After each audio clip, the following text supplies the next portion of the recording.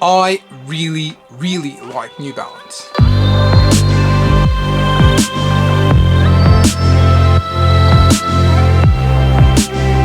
Like, really like them.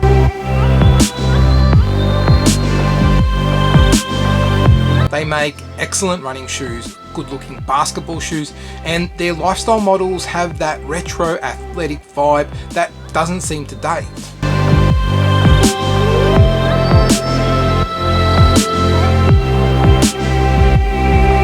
Those retro silhouettes though have undergone a bit of an evolution as far as the design goes.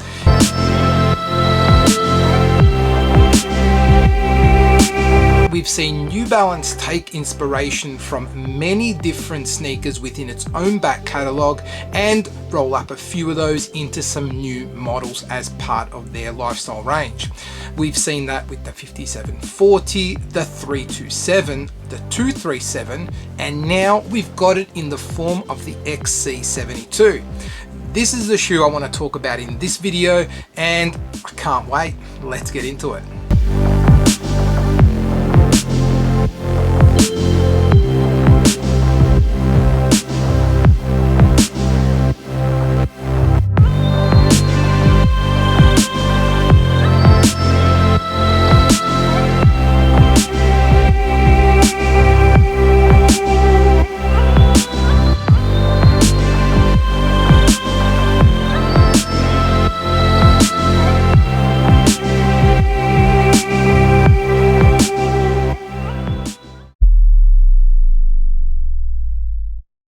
New Balance is one of those brands that is massively successful, but still I can't help but feel lives in the shadows of Adidas and Nike. Now, I'm not saying that that's exactly what happens, nor is it what I think should happen, but there is always heaps of hype around a Nike drop, a Jordan drop, even an Adidas drop with the Ivy Park and Yeezy lines.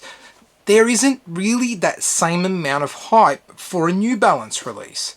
I mean, us sneakerheads, sure, we're taking notice of those New Balance releases, but there seems to be a lag between when New Balance release those new models and when the general public catch on to them. That might come down to visibility, the other brands being a lot more aggressive in social media posting or advertising campaigns, so it's always in our faces. But it might also be because there's a general vibe that New Balance are that running shoe company that makes good old comfortable shoes. And that's true. New Balance are a running shoe company at its core, and they definitely do make comfortable shoes. But there is a lot more to New Balance than just comfortable dad-like shoes. Recently, we've seen some all-new models make their way into the New Balance range, like the Vision Racer, that I wouldn't say is a typical New Balance design. And then we've seen some of those redesigns, like the 327, really push the envelope as far as that modern retro design goes. The latest addition to that reimagined modern retro shoe is the XC-72, and it builds upon what the 327 did, more so than what the 5740 or the 237 were about. I feel like they were modernized versions of classic New Balance shoes, but they didn't really push the envelope too far as the design went. The 327 was certainly a little bit jarring in its design, and like I said in my video, which I'll link down below, it kind of leaves you in one of two camps, liking it or hating it, without there really being an in-between. I feel like the XC-72 is similar in some ways to the 327, making some really bold design choices, but overall I think it is a little bit more subdued and a better version of a lifestyle sneaker. The XC-72 retails here in Australia for 200 Australian dollars, and that coin is getting you a pretty wild looking bottom half that's sitting underneath an upper with a lot of texture, a few different types of materials, and a couple of different layers in all the right places. The three models that serve as the muse for the XC-72 are the 620, the 375, and the XC-15. And like previous versions of these reimagined modern retros like the 327 and the 237, you can really tell where New Balance have picked up on the design from those previous models and put them into the XC-72. That's one thing I really appreciate about these sneakers, is that they're not just using the name of previous releases to try and bolster interest. They genuinely have taken inspiration from the sneakers that form part of the DNA of these new models. The model I've got here is the multicolored colorway. I'm not sure what the official name is. I'm just going to go with the multi. And the multicolored type of colorways are really tricky to get right.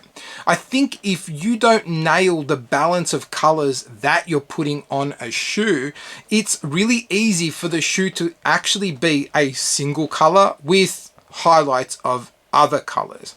This example though is how to do a multicolor colorway right. I think there is a good balance of pastelish tones with some earthy tones, and then the black is placed in some really good areas to break up the different tones and provide a little bit of contrast to the sneaker overall. As far as the upper goes, this is where it's going to get a little bit confusing and tricky to explain, but I will do my best. For the materials, we've got some suede panels around the toe box, eye stays and heel, and the New Balance logos on the medial and lateral sides are also done in a suede.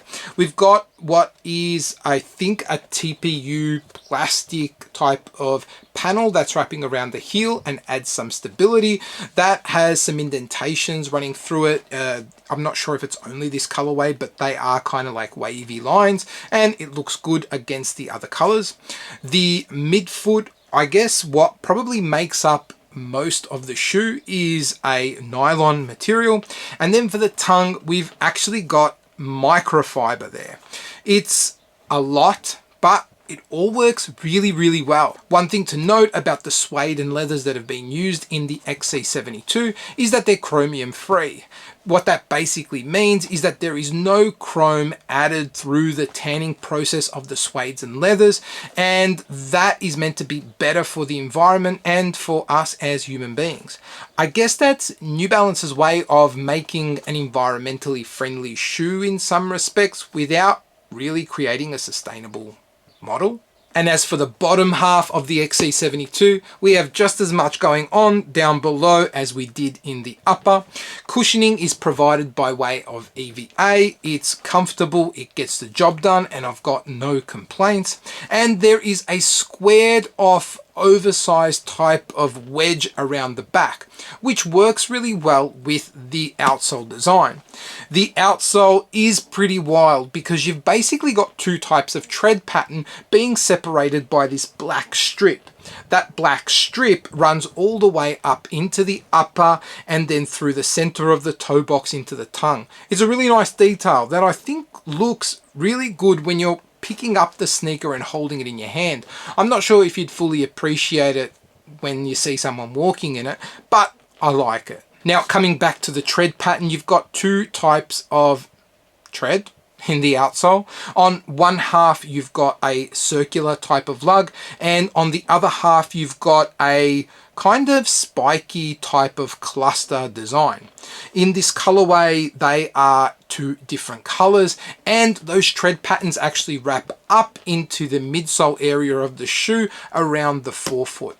Around the heel, you can also see where that outsole wraps up, and that's why I think that squared off oversized type of design with the midsole really works well with the outsole design. The XC-72 fits true to size. I would just buy whatever your normal shoe size is and you'll be right.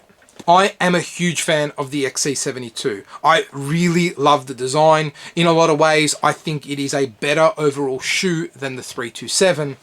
But the 327 does retail at about 60 Australian dollars less. And therein lies my only issue with the XC-72. $200 is a lot of money for the type of shoe that the XC-72 is. I'm still trying to wrap my head around whether or not the $200 is justified. I mean, we've certainly got a really nice silhouette, a comfortable shoe with some really nice materials. In any case, I strongly urge you to use discount codes if they are available. I'm really interested in your thoughts out there. What do you guys think of the XC-72 and these modernized retros from New Balance? Leave your thoughts in the comments below, but until the next video, laters.